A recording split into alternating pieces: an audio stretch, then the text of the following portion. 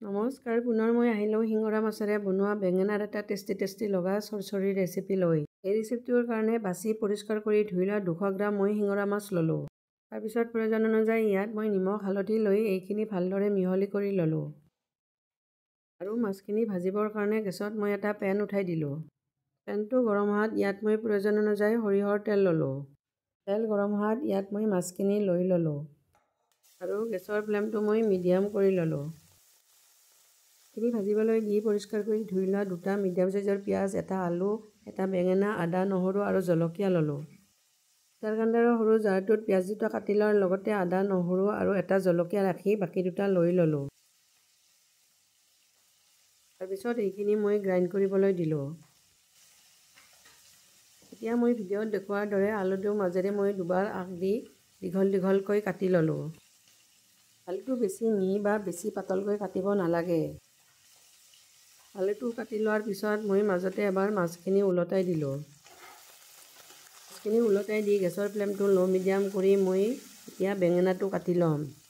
বেঙেনাত যিহেতুকে খাৰ থাকে সেয়ে মই এটা বাউলত পানী ল'লোঁ। তাৰপিছত ভিডিঅ'ত দেখুওৱাৰ দৰে বেঙেনাটো মই দীঘল টুকুৰা কৰি কাটি ল'লোঁ। তাৰপিছত ভিডিঅ'ত দেখুওৱাৰ দৰে টুকুৰাটোৰ মাজেৰে ফালি মই অলপ ডাঙৰকৈ বেঙেনাখিনি কাটি ল'লোঁ। বেঙেনাটো পানীত কাটি মই অকণমান টাইমৰ কাৰণে ৰাখি দিলোঁ। এইফালে মাছখিনি ওলটাই দি ভজা হোৱাত মই তেলৰ পৰা উঠাই ল'লোঁ। মাছখিনি উঠাই লৈ ইয়াত পুনৰ প্ৰয়োজন অনুযায়ী মই অকণমান সৰিয়হৰ তেল লৈ ল'লোঁ। আৰু পানীত তিয়াই ৰখা বেঙেনাখিনি মই পানীৰ পৰা উঠাই ল'লোঁ। তেল গৰম হোৱাত ইয়াত মই বেঙেনাখিনি লৈ ল'লোঁ।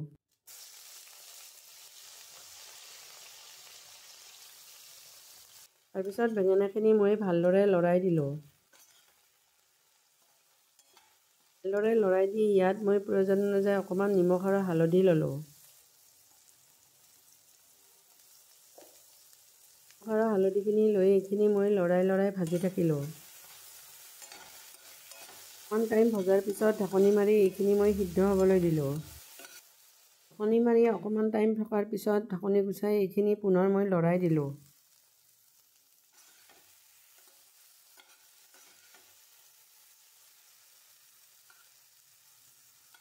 বেঙেনাখিনি মোটামুটি ভালদৰে ভজা হোৱাত মই তেলৰ পৰা উঠাই ল'লোঁ। বেঙেনাখিনি উঠাই লৈ পুনৰ মই ইয়াত প্ৰয়োজন অনুযায়ী সৰিয়হৰ তেল লৈ ল'লোঁ। তেলখিনি গৰম হোৱাত এখন সৰু চামুচেৰে ইয়াত এচামুচ মই পাঁচফোৰণ ল'লোঁ। পাঁচফোৰণখিনি ফুটিবলৈ ধৰাত ইয়াত মই জলকীয়াটো ফুটাই লৈ ল'লোঁ। আৰু কাটি লোৱা আলুখিনিও মই ইয়াত লৈ ল'লোঁ। আলুখিনি লৰাই মই অকণমান টাইম ভাজি ল'লোঁ। আৰু অকণমান পানী লৈ গ্ৰাইণ্ড কৰা পিঁয়াজ আৰু আদা নহৰুৰ মিশ্ৰণখিনি ইয়াত মই লৈ ল'লোঁ। মিশ্ৰণখিনি লৈ গেছৰ ফ্লেমটো মিডিয়াম কৰি এইখিনি মই লৰাই ভাজি থাকিলোঁ।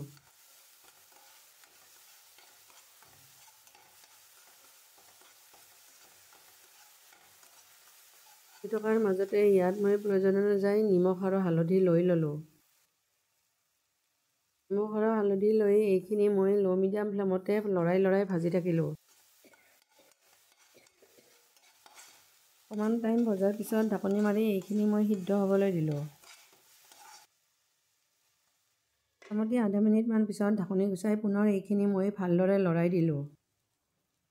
ভালদৰে লৰাই দি পুনৰ এইখিনি মই ঢাকনি মাৰি সিদ্ধ হ'বলৈ দিলোঁ।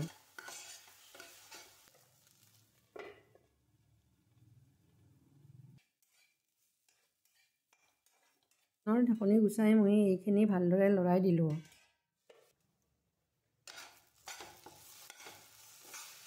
আলুখিনি সিদ্ধ হোৱাৰ লগতে মছলাখিনি ভজা খাই ধুনীয়া এটা গোন্ধ ওলাল। এতিয়া মই ইয়াত পানী ল'ম।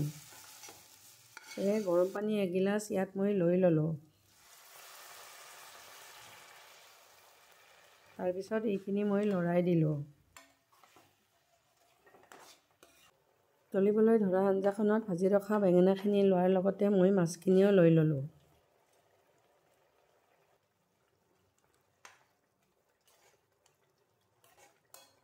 মাছ আৰু বেঙেনাখিনি লৈ এইখিনি মই ভালদৰে লৰাই দিলোঁ। আৰু পুনৰ ইয়াত আধা গিলাচ মই পানী ল'লোঁ। পানীখিনি লৈ এইখিনি ভালদৰে লৰাই দিলোঁ আৰু আধা মিনিটমান উতলালোঁ।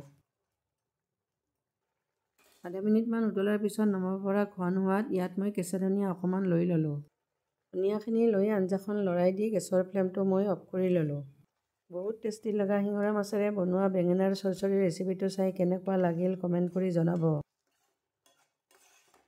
আৰু লগতে লাইক, শ্বেয়াৰ, ছাবস্ক্ৰাইব কৰিবলৈ নাপাহৰিব। আজিলৈ ধন্যবাদ।